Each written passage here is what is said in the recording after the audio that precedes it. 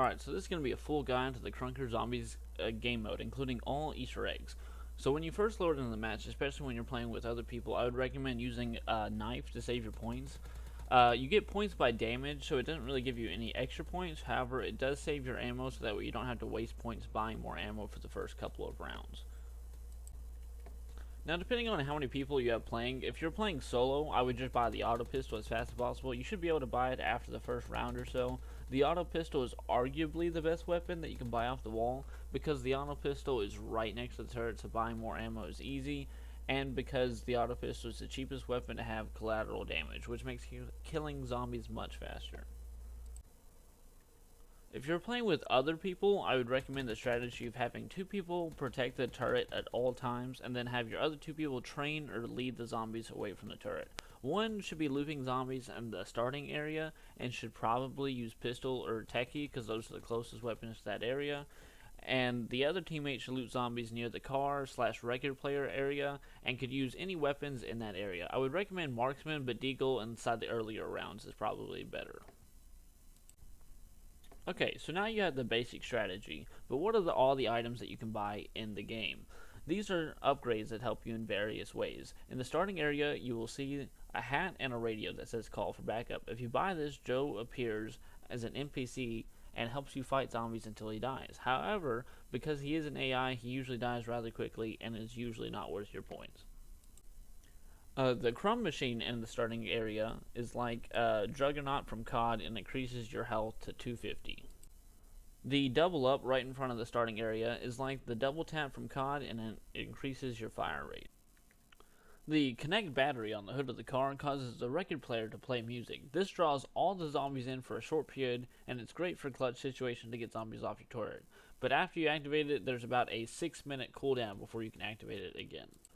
The white door next to the weapons table will drop a random power-up, which you could spam to try to get nukes or insta-kills to help you quickly finish a hard round. The Western Hands perk next to the car is like Speed Color from COD, and it increases your reload speed. The Power Slide perk next to the record player grants you the power to slide hop inside of zombies, allowing you to move faster. However, it doesn't really help that much since you can already outrun most of the zombies, so I wouldn't recommend buying it.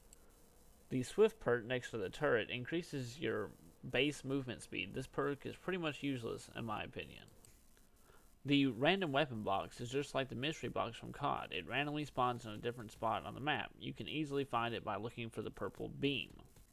Alright, so now that you know what all the perks do, which ones are the best ones to buy, and in what order should you buy them? Ultimately, it's up to you. However, I think the best strategy is to buy the double tap for the faster fire rate, and then either Western Hands or Crumb Jug depending on how good you are at avoiding being hit. I would ignore the slide swift perks entirely and save your points. You might notice as you kill zombies, they will sometimes randomly drop power-ups. These are all the power-ups and what they do. The insta-kill, a power-up, causes all damage from all weapons from all players to be an instant kill for a limited time. The best way to use this is to try to kill as many zombies as fast as you possibly can. Kind of like whack-a-mole. As soon as they pop up, shoot them right back down, in order to get through wave or two without taking any damage to your turret. The nuke power-up will nuke all the current zombies in the map and grant everyone 400 points. For the earlier stages, it's better just to get the points from killing zombies, but it's really helpful for the later, more difficult stages and inside clutch situations. The ammo power-up will instantly give every player full ammo. Treat this just like max ammo from COD and ask everyone to reload so that way they will get a full clip before using this perk. The minigun power-up is like the war machine from COD. It instantly gives you a minigun. This power will last until it runs out of ammo. However, if you pick it up, you cannot jump while you're using it, and the only way to drop it is to use all the ammo. So make sure that you're safe before picking up this power-up, because you will be much slower. The grenade launcher power-up instantly gives you a grenade launcher. It shoots explosive shots and deals splash damage. Be careful though, this can also damage you. Your movement, however, stays the same, even when using this power-up. The Fire Cell perk causes the random gun box to appear in all the possible locations and reduce the price to only 10 points. Use this time to try to spin for better weapons. Make sure to pick up your guns before the time runs out though. The double points power up grants all players double points for a short amount of time. The other thing that you might have noticed, and perhaps the main reason why you're playing zombies in the first place, is that zombies will drop random crafting materials and items. Now, the items have a very low drop rate. The crafting materials that you can get from those random zombie drops are meat, bones, teeth, cloth, and wood. Sadly, you can't get any junk from the zombies. The skins that drop from the zombie game mode are the zombie die and the assault drum pet. Now, at the time of recording this, those are the only items that you can get from drops. But with the Season 7 update, they've added a lot more items. But I'm not sure if they're in rotation yet or if they will be updated whenever they update the new raid.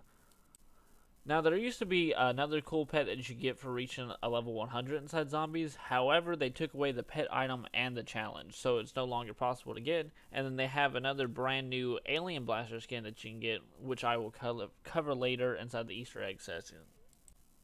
Now that you know about every item in the game, except for the Easter eggs and stuff like that, of course, but what are some tips and tricks to help you survive for longer? My first piece of advice would be remember that you are faster than the zombies. You can loop them forever as long as you don't bring them close to the turret. So if you're one of the loopers, stay away from the turret. Even if you ran out of ammo, the zombie will still stay focused on you until it takes damage from someone else or gets closer to the turret than another player. Communicate with your team and let one take a zombie for you if you need to go get ammo, or just leave the zombies away and circle back to get ammo. Next, in order to move as fast as possible as you can inside of zombies, you need to know how to strafe. For anyone who doesn't know what strafing is, hold down 2 movement keys in order to increase your speed. So essentially you press forwards and sideways and kind of turn your camera at a slight angle, and you kind of move diagonally instead of just forwards or just sideways. So you're kind of moving both forwards and sideways at the same time in order to give yourself a little extra speed. So if you combine that with doing a little jump every time you hit the ground, kind of like slide hopping but not as good, the max speed with no perks is around 110-ish, which is probably fast enough to outrun any zombie, including the runners. Try to use weapons that have collateral damage. Almost all wall buys except for the starter pistol and noob tube have collateral damage. This is useful for taking out zombies in a line or just doing damage to zombies piled together on the turret. Like in most games, aim for the head. Zombies take extra damage from headshots. Also, when shooting a colossal zombie, aim for where their chin kind of meets their shoulder. Shooting this will give you a crit damage even when he's doing his ground slam. One of the fastest ways to kill a solo brute is to knife it. When you knife the brute, stay behind it and do slow circles, and just remember to watch out for other zombies. When knifing a walker, they usually do like a little circle walk path, so if you just kind of follow behind them and continue to stab them as they walk in that circle, you can get easy kills, but remember, watch out for other zombies. The mystery box costs 950 points to spin a random weapon, but usually it's not worth it, so I would wait until the fire cell power-ups to use the box. However, there is an Easter egg. When the weapon is done spinning, you can knife the weapon until you hear a sound. This will allow another player to pick up the weapon if you don't want it. If you do this 5 times, an overlay sharing is caring is shown, and then the box price is reduced to $4.25 for the player who got it permanently. It also removes the chance of spinning the teddy bear for that player. The teddy bear just causes the box to switch locations. How to get a crumbed weapon. There's another Easter egg that allows you to crumb your weapon, which is basically Krunker's version of a pack-a-punch. In order to open this area, pay attention to the levels above the zombie's head. The Colossal always ends in 0, so just ignore those. But the Walker, Brute, and Runner end with a 1, 2, or 3. These numbers change randomly, but always end in either a 1, 2, or 3. The reason why this is important is in the starting area, you might notice the famous 525 from the Alien event. If you shoot each individual number, a blue rune will appear next to the record player. Now take a zombie there whose level ends with 1. If you do this correctly, a ding sound effect will play.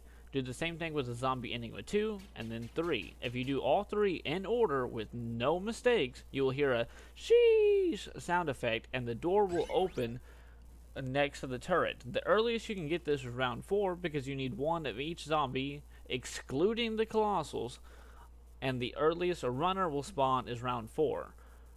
However, the Crumbinant machine costs 5,000 points, so you will have to still grind in order to get enough points to be able to buy it. And remember, you can only crumb each weapon once, and if you try to pick up a same weapon from the box for free ammo, you will lose the chromed weapon. So I recommend using wall buy weapons for this. After you open up the Pack-a-Punch area, there will be skulls around the map. If you shoot all 15 of these skulls, free Pack-a-Punches and perk bottles will spawn inside the starting area. You need to pick these up quickly because they will despawn. Also, new perk machines will appear, allowing you to get the new Drift Fuse and Holster perks. The Drift Fuse allows you to do damage to zombies whenever you slide, and now, I'm not entirely sure what the holster perk does, however, I speculate that it will allow you to hold an additional weapon. With the new Season 7 update, you can now get the Rotten Arm Knife by knifing 5,000 zombies, and the Walker Stalker Kill Card by killing 10,000 zombies. Now, a lot of you probably want to know how to get the Cupid's Blaster. The challenge says to convert 1,000 zombies, but how do you convert a zombie? It's simple. Just Pack-a-Punch the ray gun, it will change to the Cupid's Blaster, and the blaster has a chance to convert a zombie to fight for you against other zombies. That's everything you need to know about the zombie game mode, and if you have any questions, let me know in the comments down below. Also, as a bonus, if you want to know what happens to all the guns when you Pack-a-Punch them, check the description for a link that will explain every single weapon.